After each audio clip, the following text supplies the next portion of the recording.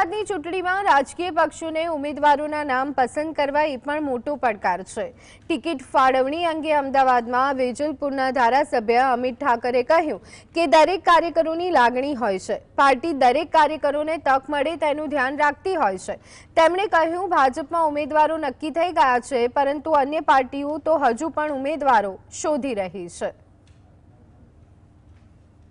દરેક કાર્યકર્તાને ચાન્સ મળે એ પાર્ટી ધ્યાન રાખતી હોય છે।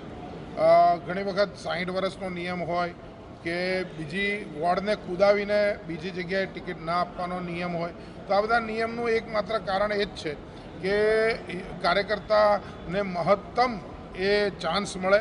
દરેક કાર્યકર્તા કામ કરતો હોય છે અને જ્યારે ટિકિટ ખૂબ ઓછી હોય અને કાર્યકર્તા હજારોની સંખ્યામાં હોય ત્યારે કેવી રીતે બધા જ કાર્યકર્તાને સંતોષ આપવો એ પાર્ટી માટે પણ ખૂબ મથામણનો વિષય હોય છે।